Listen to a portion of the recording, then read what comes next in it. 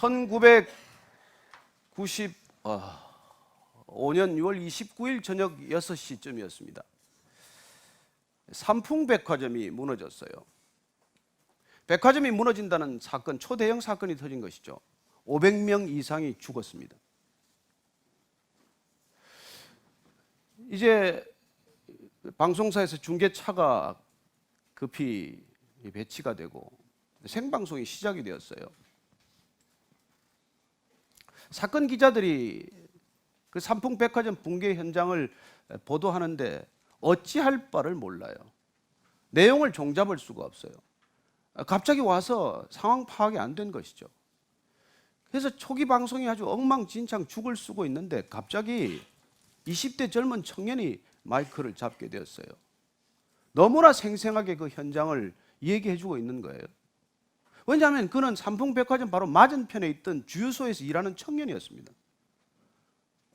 그는 주유소 맞은편에서 삼풍백화점이 실제로 눈앞에서 무너져 내리는 것을 보았고 사람들이 튕겨 나오는 것 그리고 어떤 일들이 벌어지는 것인지를 생생히 보았기 때문에 그는 어떤 기자들보다도 생생하게 그 현장을 전해줄 수가 있었던 것이죠. 우리가 왜 성경으로 돌아가야 합니까? 왜 사도행전을 지금 보고 있습니까?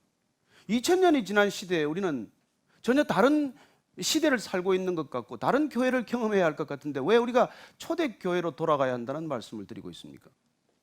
왜냐하면 그게 진짜이기 때문이에요. 왜 우리는 목사의 설교나 다른 성경 공부보다도 성경 그 자체에 집중하라고 말씀하십니까? 그게 진짜가 있기 때문이에요. 거기 사도들이 직접 예수님을 만난 증언, 그리고 예수님과 함께 동행했던 놀라운 삶의 흔적, 그리고 오순절날 일어났던 사건의 기록, 그리고 오순절 성령 강림 사건으로 그들의 삶이 어떻게 변화했는지를 정확히 기록하고 있기 때문이죠. 여러분, 성경은 사상이 아니에요. 성경은 철학이 아닙니다. 성경은 문학책이 아니에요. 성경은 역사서입니다. 사실의 기록이에요. 여러분, 사실보다 힘 있는 게 어디 있습니까? 왜 우리는 성경 가운데서 교회 그 본래 모습을 우리가 찾고자 합니까? 우리가 경험하고 있는 교회는 너무나 그 교회와 떨어졌기 때문에, 너무나 달라지고 변화했기 때문에, 변해버린 그 교회를 기준으로 삼을 수 없기 때문에 우리가 이 교회로 다시 돌아가고자 하는 것이죠. 그리고 사람들은 놀랐습니다. 왜냐하면 무슨 사건이 있었기 때문에 그래요. 여러분, 기독교는 사건입니다. 무슨 사건이 일어났습니까? 이들에게 도대체 무슨 사건이 일어났는데 사람들이 이렇게 변하고 말았습니까? 우리는 복음서를 통해서 12제자를 잘 압니다. 그들이 어떤 사람들인지, 얼마나 예수님을 따르면서도 그 안에서 해결되지 않는 시기심의 문제, 갈등의 문제, 누가 더 큰지를 다투는 문제, 그런 인간적인 얼굴들을 다 민낯을 드러내지 않았습니까? 그런데 무슨 일이 도대체 이들에게 일어났냐는 것이죠. 왜 이렇게 바뀌었습니까? 그들이 전하는 메시지의 심플함, 그런 명료함, 그런 분명함도 놀라움을 주었지만은, 아니 그 메시지를 전하는 그들이 도대체 어떤 사람이었는지를 알기 때문에 그들이 변한 변화 그 자체가 더 놀라운 사실이었던 것이죠. 저는 이 시대도 동일하게 여러분들이 성령을 받게 되면, 정말 그리스도의 사람이 되고 나면 여러분들의 삶 그 자체가 메시지가 되어서 누군가에게 놀라움을 주게 될 것이라고 믿습니다. 왜 이렇게 교회는 무기력해졌습니까? 왜 이렇게 그리스도인들은 세상의 변화의 중심에 서지 못합니까? 왜 이렇게 세상만도 못한 교회를 경험하고 있습니까? 이 교회들을 통해서 우리는 뭘 배워야 합니까? 그래서 우리가 그 교회로 돌아가자는 것은, 그 교회를 다시 보자는 것은, 여러분, 그들의 삶의 변화가 일어나는 것을 우리도 동일하게 경험해야 다시 한번 이 교회가 주님의 영광이 되기 때문 아니겠습니까? 오늘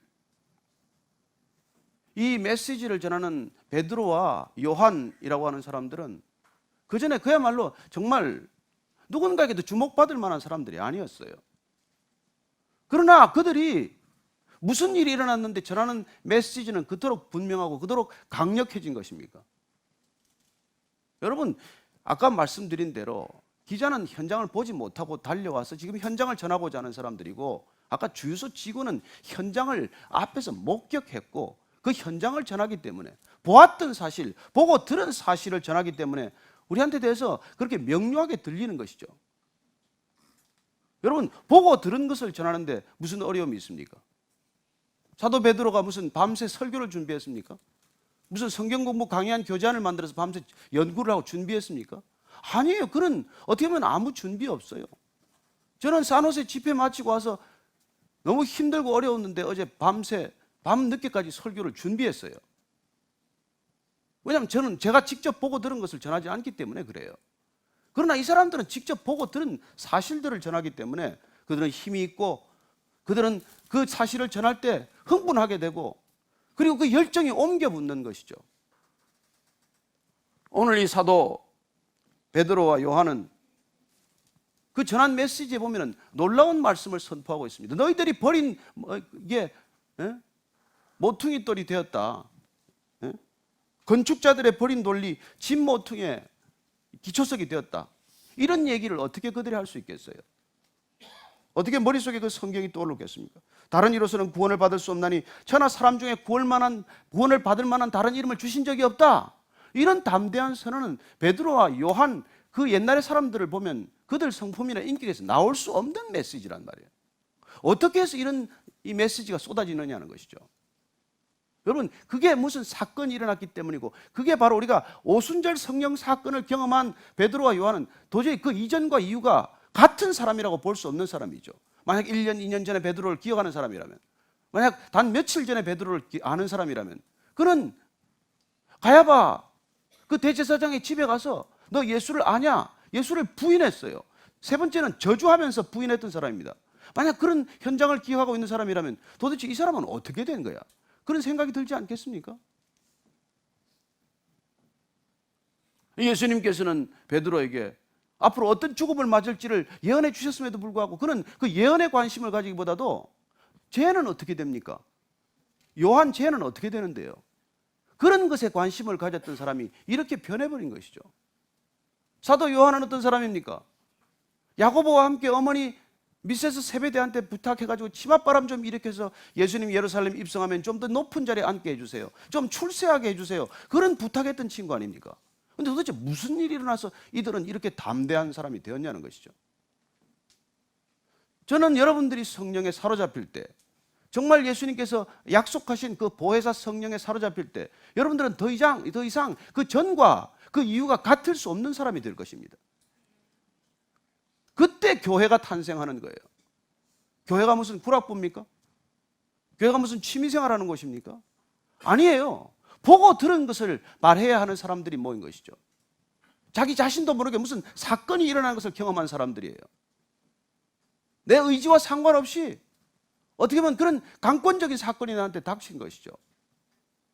그런 일을 경험했기 때문에 그들은 지금 아무 두려움 없이 말하는 것입니다. 여러분, 대중 앞에 말하는 게 쉽습니까?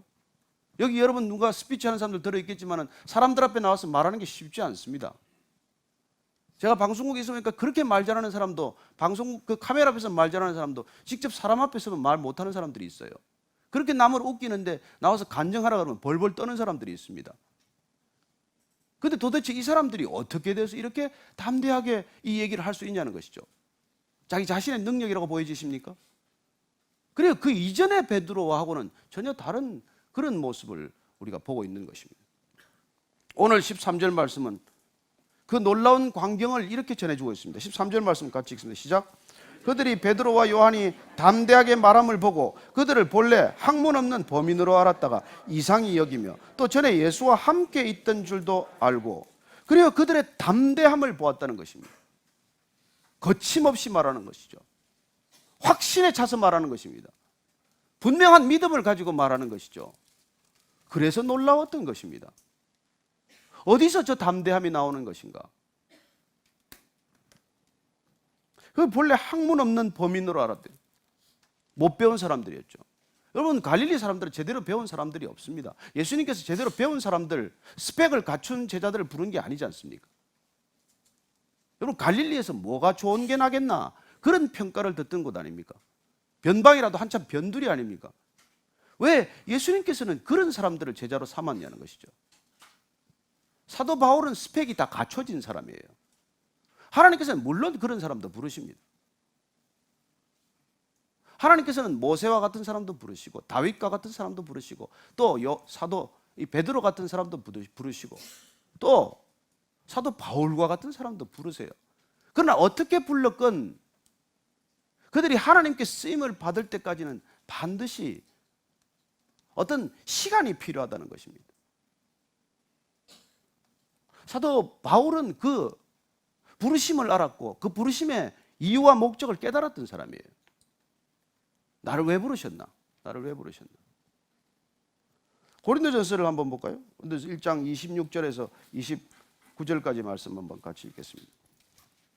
고린도전서 1장 26절 이하를 읽습니다. 시작. 형제들아 너희를 부르심을 보라. 육체를 따라 지혜로운 자가 많지 아니하며 능한 자가 많지 아니하며 문벌 좋은 자가 많지 아니하도다. 그러나 하나님께서 세상에 미련한 것들을 택하사 지혜 있는 자들을 부끄럽게 하려 하시고 세상에 약한 것들을 택하사 강한 것들을 부끄럽게 하려 하시며 하나님께서 세상에 천한 것들과 멸시받는 것들과 없는 것들을 택하사 있는 것들을 폐하려 하시나니 이는 아무 육체도 하나님 앞에서 자랑하지 못하게 하려 하심이라. 여러분, 하나님께서 우리를 부르신 이유는 우리가 하나님 자랑을 했으면 했지 우리 자랑 못하게 하기 위해 부른 거예요. 여러분, 하나님께서 우리의 스펙을 더 화려하게 쌓아주기 위해 부른 게 아닙니다. 여러분이 하나님께 쓰임을 받는다면 단 한 가지 이유예요.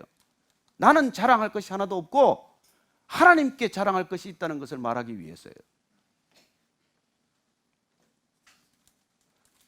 그러나 실제로 이 12제자들은 다 자기 자랑거리를 위해서 사실 예수님을 쫓았던 사람들입니다.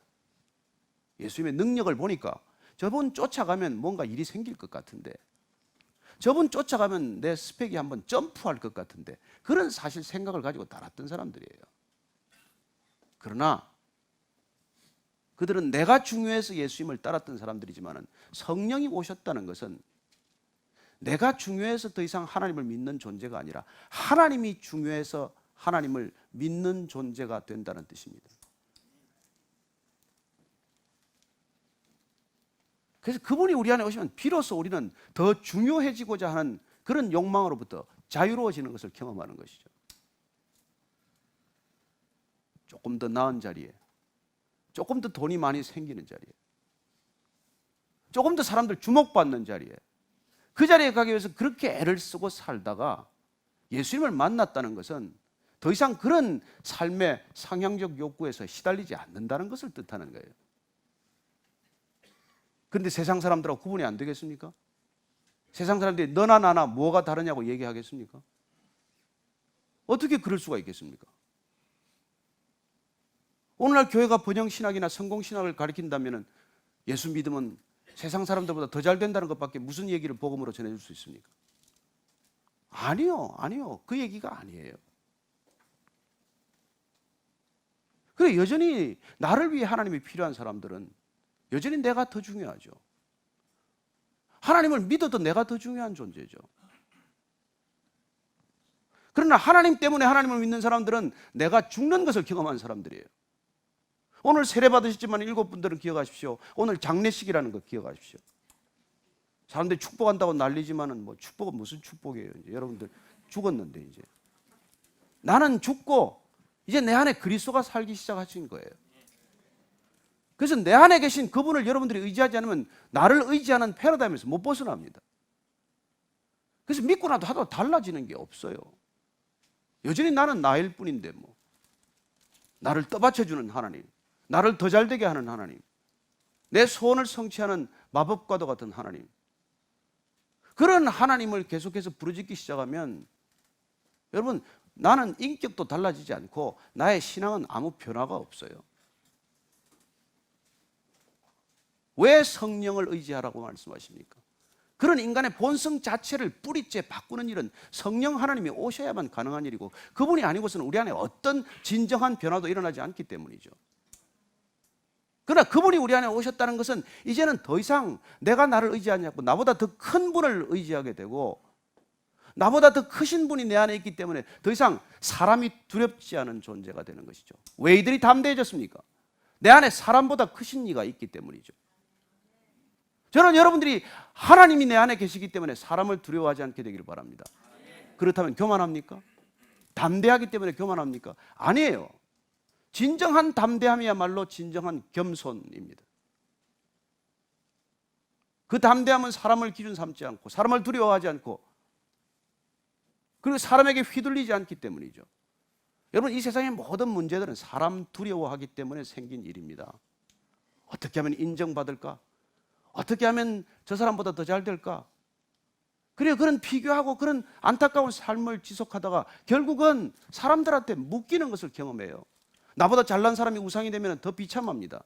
그러나 나보다 잘난 사람이 없다고 생각하면 내가 우상이지요. 그래요. 내가 우상이 되면 사람들을 멸시합니다. 사람들을 가볍게 여깁니다. 사람들을 업수히 여기는 것이죠. 그래서 돈 좀 있고 권력 좀 생기면 얼마나 사람이 교만합니까? 그래 가지고서는 하나님이 쓰실 수 없는 것이죠. 하나님께서 왜 예루살렘을 떠나지 말고 너희들이 간절히 기도하라고 말합니까? 그리고 간절히 기도해서 무엇을 구했겠습니까? 여러분, 우리 신앙생활에서 구해야 될 것은 딱 한 가지예요. 성령 충만을 구하시면 끝입니다. 그분이 오셔야 이 모진 인생, 이 악순환의 사고방식, 이 끝이 없는 종교성에 드디어 종지부를 찍게 되는 것이죠. 오늘 이들이 도대체 본받을 점이 없는 사람들인데 어떻게 학문 없는 범인, 배운 것도 없는 사람들이 이렇게 담대하고 이렇게 분명하고 명료한 메시지를 전할 수 있는지 깜짝 놀란 것이죠. 또 한 가지 또 놀라운 사실은 또 병 나은 사람이 그들과 함께 서 있는 것을 보고 비난할 말이 없는지라. 여러분, 끝없이 비난거리를 찾는 사람들한테서 비난할 수 없는 증거가 목전에 있는 것이에요. 하나님께서 왜 기적을 베푸십니까? 기적 그 자체를 위한 게 아니에요. 하나님을 드러낼 수 있는 하나의 사인으로서 하나님이 함께 하신다, 하나님께서 주관하신다는 사인 때문에 기적을 주신 것이지, 그 기적이 우리를 자랑거리로 만들기 위해서 하는 게 아니지 않습니까? 그래요. 이들이 이토록 변하게 하신 분은 하나님이시구나, 하나님께서 이들과 함께 하시는구나, 하나님께서 이들을 쓰시는구나, 그 증거를 드러내 보여주신 것이죠. 15절 16절 읽습니다. 시작. 명하여 공회에서 나가라 하고 서로 의논하여 이르되 이 사람들을 어떻게 할까? 그들로 말미암아 유명한 표적 나타난 것이 예루살렘에 사는 모든 사람에게 알려졌으니 우리도 부인할 수 없는지라.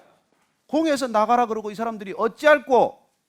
여러분, 예수님이 십자가에 못 박혔다가 부활하셨다는 사실 앞에서 그 얘기를 전해 듣고 너희들이 십자가에 못 박였다. 여러분, 그런 진실이 오면 불편해요. 여러분, 진실은 편하지 않습니다. 진리는 부담스러워요. 왜냐하면 진리는 세상을 거스르기 때문입니다. 진리가 왔는데 세상에 그냥 화목하게 살기가 쉽지 않아요.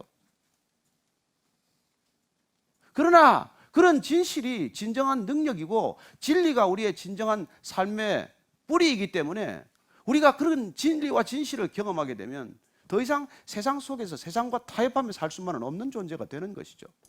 그러면 불편하기 때문에 나가라 그래요. 넌 여기서 빠져라 그래요. 여러분, 주일 성수 좀 하겠다고, 주일날 예배 좀 드리겠다고 골프 모임에 한 2달 빠져보십시오. 넌 이제 더 이상 연락할 필요가 없다고 제껴지는 존재가 될 겁니다. 그때 여러분들 그냥 안심하십시오. 골프보다 더 좋은 삶이 있습니다. 더 재밌는 일이 있어요. 더 좋은 사람 준비해 두셨습니다. 그거 몸끝타가 이도 저도 가운데서 가랭이 찢어지지 말고 한 군데 확실히 방향 잡아야 합니다. 나가라 하고 서로 의논했어요. 어떤 사람들은 진리가 오면 어찌할꼬 하고 마음을 돌이킵니다. 그러나 어떤 사람들은 분명한 사실 앞에서도 돌이키지 않아요. 여러분, 왜 분명한 건데도 불구하고 회개를 못할까요? 여러분, 의인이 죄를 인정하라 그러면 고통스럽지만은 죄인 보고 회개하라 그러는데 왜 그렇게 뻔뻔하게 거부할까요? 죄인일수록 죄를 인정하지 못합니다. 왜 그럴까요? 죄에 속박되어 있기 때문이에요. 죄에 붙들려 있기 때문입니다. 내 마음대로 안 돼요. 아니, 멀쩡하게 예수 잘 믿는 사람들은 내가 죄인이요, 내가 내 탓이요 이렇게 가슴을 치는데 진짜 통곡해야 될 사람은 여러분 그게 안 됩니다. 그걸 못 해요. 왜 그렇습니까? 여러분, 이게 영적인 비밀이 감춰져 있는 거예요. 자존심 때문에, 시기심 때문에, 경쟁심 때문에 안 됩니다. 여러분, 시기심이라는 이름의 죄에 덫에 걸려 있는 거예요. 경쟁심이라는 야망이라는 이름에 덫에 걸려 있는 거예요. 압니까 본인이? 그래서 회개의 영으로 역사하시는 성령님이 오셔야 내 마음 가운데 드디어 죄를 죄로 인식하고 자각하는 그런 놀라운 변화가 시작이 되는 것이죠. 저는 여러분들이 다 성령의 사람이 되어서 여러분들 자신이 죄에 민감해지기를 바랍니다. 죄 짓고 나서 또 둔감해지고 그 죄를 계속 반복해서 되풀이해서 그 죄를 짓고 짓다가 여러분 죄에 속박된 줄 모르고 죄에 묶인 채 죄의 삭신 사망으로 끌려가는 것 아닙니까? 구원이란 무엇입니까? 죄로부터 풀려난다는 건 뭐예요? 여러분 영원한 생명으로 옮겨진다는 것 아닙니까? 어떻게 할까? 여러분 질시를 거부하면 회의가 길어져요. 회의 시작합니다. 이 사람들은 어떻게 해야 돼? 대책 회의를 세웠어요. 받아들이면 될 터인데 인정하면 그만인데 그게 안 되기 때문에 회의를 하는 거고 대책 회의하는 것이죠. 부인할 수 없는 진실 앞에서 부인하고자 하는 대책 회의가 무슨 소득이 있겠습니까? 17절부터 19절 말씀입니다. 시작. 이것이 민간에게도 퍼지지 못하게 그들을 위협하여 이후에는 이 이름으로 아무에게도 말하지 말게 하자 하고 그들을 불러 경고하여 도무지 예수의 이름으로 말하지도 말고 가르치지도 말라 하니 베드로와 요한이 대답하여 이르되 하나님 앞에서 너희의 말을 듣는 것이 하나님의 말씀을 듣는 것보다 옳은가 판단하라. 기껏 대책회의에서 나온 아이디어가 뭡니까? 협박하는 거예요. 위협하는 것입니다. 더 이상 예수 그리스도 이름으로 말하지 말라는 거예요. 여러분 세상은 이런 곳입니다. 우리가 뜻이 다르면 우리가 볼 때 적대적 세력이라고 생각이 되면 내 수중에 확 안 잡히면 그걸 거머쥐기 위해서 협박하고 위협하는 곳이에요. 자, 반복해서 위협합니다. 마키아벨리가 사람을 통치하는 키워드를 우리에게 알려줬어요. 엿과 채찍이에요. 여러분 사람 부리는 것 간단합니다. 자본주의 사회에서 사람 부리는 거 일도 아니에요. 돈 좀 더 주면 됩니다. 신상 필벌하면 끝이에요. 여러분 우리가 그런 세상 속에 살고 있다는 걸 잊지 마십시오. 사람을 그렇게 휘두르는 게 어렵지 않아요. 한번 휘두르기 시작하면 여러분 사람이 점점 더 두려워져서 꼼짝 못합니다. 북녘땅을 보십시오. 저 사회 속에서도 누가 감히 고개를 쳐들 수 있습니까? 여러분 영적인 두려움에 사로잡히면 누구도 말 못하는 그런 세상 속으로 던져지고 마는 것이죠. 저는 우리가 가지고 있는 믿음이 그런 두려움에서 우리를 건져내셨음을 믿으시기 바랍니다. 이건 놀라운 일이에요. 엿과 채찍에 휘둘리지 않는 삶이란 여러분 얼마나 두려운 일인지 모릅니다. 저들에게. 젊은 사람들 얘기가 있잖아요. 두려워하면 진 거예요. 부러워해도 진 겁니다. 부러워하고 두려워하는 순간 우리는 진 거예요. 이미 진 게임을 시작하는 겁니다. 저는 여러분들이 믿음 안에서 정말 더 이상 세상이 두렵지 않고 부럽지 않게 되기를 바랍니다. 우리는 세상이 부러워 사는 게 아니에요. 그 세상 가운데서 단 한 사람이라도 영혼을 더 건지기 위해서 우리가 세상 속에 다가가는 것이지 세상의 것들을 빼앗고 세상의 것들을 취하고 세상의 것들과 경쟁하고 비교하기 위해 가는 것이 아니에요. 저는 여러분들이 월요일마다 나갈 때 그 세상을 하나님께서 주신 것을 감사하면서 나갈 수 있게 되기를 바랍니다. 이미 주셨어요. 여러분들이 어떤 직책을 가졌건 무엇을 하건 이미 세상은 하나님께서 주신 것입니다. 그걸 빼앗으려고 애를 쓸 것도 없어요.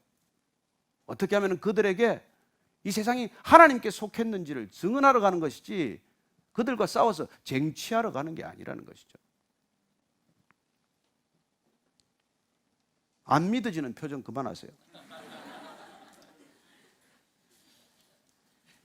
아무에게도 말하게 하지 말라는 거예요. 입 닫게 하는 것 아닙니까? 그래서 여러분 자본주의를 살아가면서 난 돈 돈 필요 없다는 사람이 제일 무서워요. 사실은 돈으로 유혹해도 안 되는 사람보다 무서운 사람이 어디 있겠어요? 예나 지금이나 난 죽어도 죽음이 두렵지 않다는 사람이 제일 골치 아픈 사람 아닙니까? 그래요. 이 베드로와 요한이 그런 사람이 되었다는 거예요. 예수님이 두려워 부인했던 사람, 십자가에서 다 도망쳤던 사람들이 어떻게 하다가 이렇게 바뀌었냐는 거예요. 우리가 주목하는 까닭은 무엇입니까? 그들의 메시지뿐만 아니라 그들 자체가 변한 그 메시지라는 거예요. 그럼 그들이 그렇게 메시지만 전하는 사람입니까? 저는 어제 이 말씀을 묵상하면서 그들의 삶 또한 몰라보게 순식간에 바뀌었다는 것을 믿게 되었습니다. A.W. 토저는 그렇게 말합니다. 늘 복음을 전하라. 필요할 때만 입을 사용하라. 우리는 24시간 복음을 전하는 사람이에요. 필요할 때 단지 입을 열어 말하는 사람입니다. 저는 어제 제 자신을 돌아봤어요. 너는 늘 입을 열고 있구나. 필요할 때만 삶으로 잠깐 살아낼 뿐 아니니? 그래서 여러분들 목사를 바라봐서는 안 됩니다. 목사가 답이 아니에요. 목사는 길이 아닙니다. 예수님이 길이에요. 저는 아침 저녁 설교할 뿐입니다. 그냥 저는 소리일 뿐이에요. 저는 여러분한테 삶의 모델이 될 수 없는 사람이에요. 왜 우리가 TMC 그걸 합니까? 왜 텐트 메이커 코쿤을 하자고 지금 말하고 있습니까? 여러분들이 살아가는 세상 속에서 그리스도인으로 살기 위해서는 여러분들끼리 서로 답을 찾아야 되고 말씀 가운데 길을 찾아야 되는 것이지 설교 가운데 길이 있는 게 아니에요. 설교 성경 안에 다 주어진 얘기예요.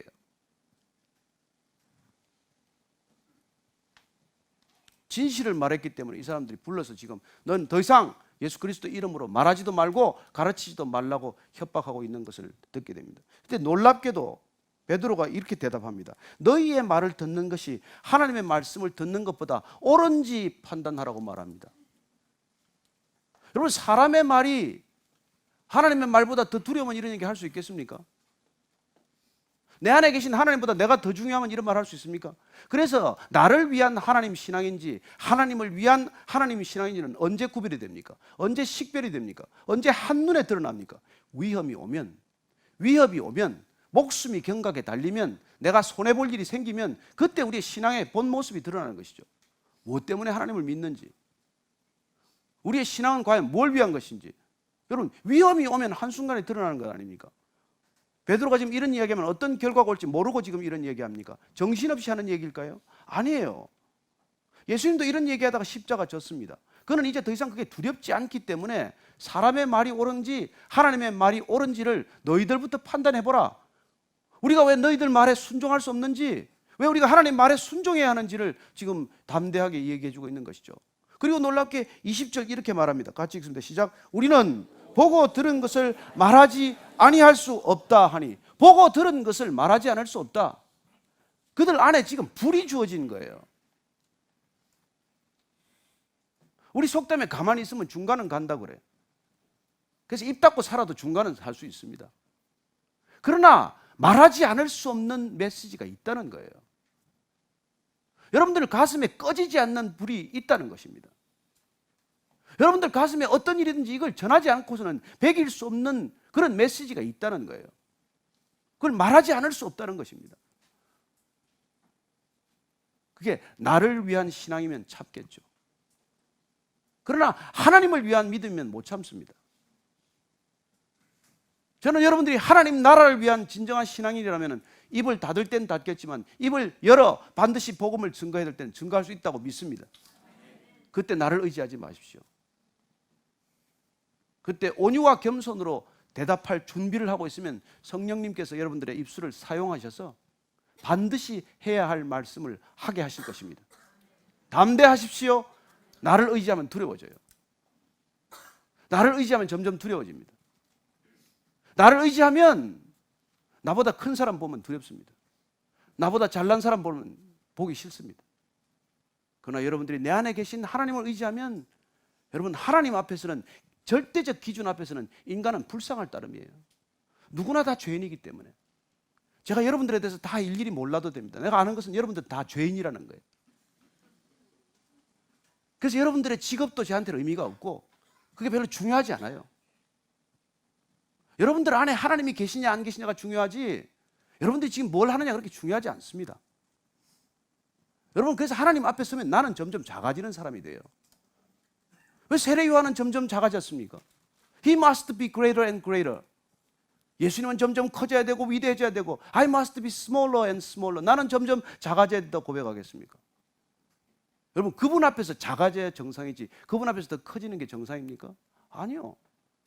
그래서 그분을 진실로 믿으면 우리는 사람 앞에서 교만하지 않습니다. 여러분, 제가 청와대 좀 출입해 보니까 그래요.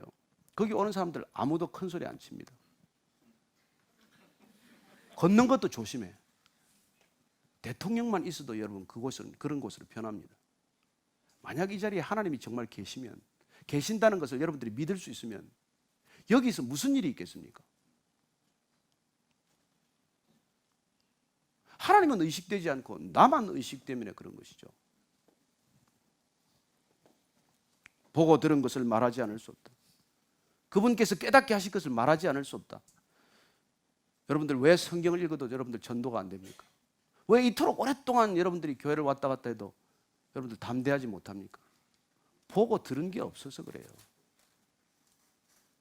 여러분들 왜 자꾸 보고 들어야 된다고 말하겠습니까? 저는 여러분들이 보고 들은 것을 정말로 보고 들은 것으로 믿게 만드는 그분을 의지할 수 있게 되기를 바랍니다. 이상하게 그분이 오면 내가 경험하지 않은데 십자가 사건은 내 사건이 되는 거예요. 그리고 그 앞에 무릎을 꿇고 통곡하는 거예요. 그래서 그 생각만 하면 눈물이 생기는 거예요. 저는 어떤 목사님이 십자가 앞에서 눈물이 안 흐르면 목회를 그만두겠다고 서약하는 것을 들었습니다. 2000년 전에 십자가 여러분하고 무슨 상관입니까? 그러나 그분의 죽음이 나를 위한 죽음으로 믿어지는 사건, 이 사건을 경험할 수 있는 것은 오직 그분 안에서만 가능한 일이죠. 왜 예수님과 함께, 왜 예수님 안에서 우리의 신앙생활은 이루어져야 된다고 말합니까? 우리는 그분 밖에 있으면 말리워진 가지처럼 버려져서 그냥 불쏘시개나 되고 말 뿐이라고 말하지 않습니까? 그분 안에 있을 때, 그분에 붙들려 있을 때, 그분이 내 안에 계시고 내가 그분 안에 있을 때 우리는 그때 비로소 열매를 많이 맺나니 너희가 나를 떠나서는 아무것도 할 수 없습니다. 뭘 다 한 것 같은데 아무것도 없어요. 여러분 살아보십시오. 임종이 가까워오면 뭐가 남습니까? 뭐 대단한 게 남아 있습니까? 저는 여러분들이 잠깐 살아가는 이 육신의 몸이, 이 육신의 생명이 있는 동안 영원한 것을 붙드는 시간 되기를 축복합니다. 끝까지 가져갈 수 있는 것, 영원에서 영원까지 사라지지 않는 것, 비록 내 눈앞에 보이지 않고 내 손에 쥐지지 않지만 오히려 그것이 더 진실이고 그것이 더 현실보다 더 현실적인 것. 눈앞에 있는 것은 어떤 것도 현실 같지만 현실인 게 없어요. 다 변하니까, 다 사라질 것들이니까.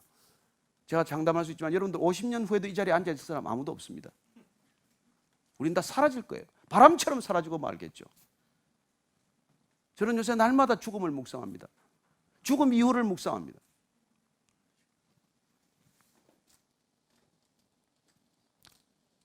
잠깐 말할 수 있을 때 저는 여러분들이 보고 들은 것을 담대히 증언하는 증인이 되기를 축복합니다. 증인은 밤새 토론하지 않습니다. 증인은 밤새 무슨 대답을 할지 연구하지 않습니다. 청문회 나가서 거짓말할 사람들은 밤새 연구하고 그리고 디베이트를 연습하지만 여러분 진실을 말할 수 있는 사람은 연습 준비할 필요 하나도 없습니다. 저는 여러분들이 정말 내 안에 있는 진실을 증언하기 때문에 갈등하지 않게 되길 바랍니다. 어떻게 말해야 되나? 말하는 대로 하세요. 21절 22절 읽고 마칩니다. 시작. 관리들이 백성들 때문에 그들을 어떻게 처벌할지 방법을 찾지 못하고 다시 위협하여 놓아주었으니 이는 모든 사람이 그 된 일을 보고 하나님께 영광을 돌림이라. 이 표적으로 병 나은 사람은 40여세나 되었더라. 어떻게 처벌할지 아무리 대책을 세우고 아무리 그들을 협박하고 위협해도 다른 뾰족한 방법이 없는 것이죠. 하나님께서 닫으시면 열 자가 없고 하나님께서 열면 닫을 자가 없다고 말씀하십니다. 저는 여러분이 하나님과 함께 하셔서 하나님의 사람으로 주눅들지 않고 살 수 있다는 것을 믿으시기 바랍니다. 그때 우리는 우리 자랑을 하는 사람이 아니라 하나님께서 우리를 통해 우리의 일상을 통해 우리의 삶을 통해 우리의 증언을 통해 영광을 받으실 줄로 믿으시기 바랍니다. 우리는 우리 자랑하기 위해서 길 가는 사람이 아닙니다. 우리는 하나도 내세울 게 없는 사람들이에요. 우리는 어쩌면 더 연약하고 더 질그릇처럼 부서지기 쉬운 사람이라서 주님께서 부르셔서 우리를 통해 하나님이 살아계심을 드러내고자 한다는 것을 기억하기 바랍니다. 우리를 통해서 하나님이 드러나는 것, 그것보다 더 영광스러운 일이 어디 있습니까? 예수님께서 십자가를 끝까지 지게 해달라 기도하는 까닭은 무엇입니까? 그 십자가를 통해서만이 하나님의 영광이 드러나는 것을 그분께서 아시기 때문 아닙니까? 저는 우리가 져야 할 십자가를 기억할 수 있게 되기를 바랍니다. 오늘도 그 십자가 앞에서 무릎을 꿇을 수 있게 되기를 바랍니다. 그리고 우리가 지는 십자가를 통해서 우리가 드러나는 것이 아니라 하나님께서 영광을 받으실 줄로 믿으시기 바랍니다. 그러면 우리에게 기적을 주실 것입니다. 걷지 못한 사람들이 일어나게 될 것입니다. 눈먼 사람들이 눈을 뜨게 될 것입니다. 여러분, 우리 자신이 그런 것을 경험했으니까요. 저도 보지 못하는 것을 보게 되었습니다. 저도 주저앉아 있던 인생이 일어났어요. 저는 제 자신이 변화했다는 것을 그렇게 스스로 감지했습니다. 저는 여러분들도 그런 변화의 감지가 있게 되기를 바랍니다. 한 주간의 삶이 여러분들의 변화된 삶의 증언이 되기를 바랍니다. 한 주간의 신앙이 여러분들의 변화를 간증할 수 있는 그런 놀라운 능력이 되기를 축복합니다. 우리가 오늘 기도할 때는 하나님 아버지, 제 안에 오셔서 저를 그렇게 바꾸어 놓기를 바랍니다. 저를 통째로 바꾸어 주옵소서. 제 안에 자존심이 있다면 가루가 되게 하시고, 제 안에 시기심이 있다면 마치 작은 모래처럼 깨어지게 하여 주옵소서. 그리고 하나님, 오직 제 삶을 통해서 하나님의 영광만 드러나게 하여 주옵소서. 한번 그렇게 잠시 기도하기를 바랍니다. 하나님 아버지, 주님께서 우리 가운데 찾아오셔서 우리 안에 놀라운 변화를 일으켰습니다. 담대한 믿음의 사람으로 다 바꾸어 놓았습니다. 하나님, 말하지 않을 수 없다. 내가 주님께 받은 은혜를 말하지 않을 수 없다. 내 안에 온 이 기쁨을 전하지 않을 수 없다. 내 안에 있는 평안을 전하지 않을 수 없다. 주님, 그렇게 증언하는 우리 모두가 되게 하여 주옵소서. 하나님 아버지, 각 사람에게 성령을 충만하게 부어주셔서 하나님, 믿음의 사람, 은혜의 사람, 성령의 사람, 담대한 사람들 다 되게 하셔서 하나님, 어디를 가든지 그리스도를 증언하는 사람들이 되게 하시고, 놀랍게도 하나님의 은혜와 평강을 강물처럼 흘려보내는 믿음의 통로, 복의 통로 다 되게 하여 주옵소서. 하나님 아버지, 감사합니다. 감사합니다. 하나님 아버지, 주님께서 부르시고 친히 인도하셔서 성령으로 충만케 하셔서 바람처럼 불처럼 임한 성령님 한 사람 각 사람 안에서 주님의 음성이 되게 하시고, 주님의 은혜가 되게 하시고, 주님의 믿음이 되게 하여 주셔서 놀랍게도 하나님을 날마다 드러내는 영광의 자리에 있게 하여 주옵소서. 예수님 이름으로 기도합니다. 아멘.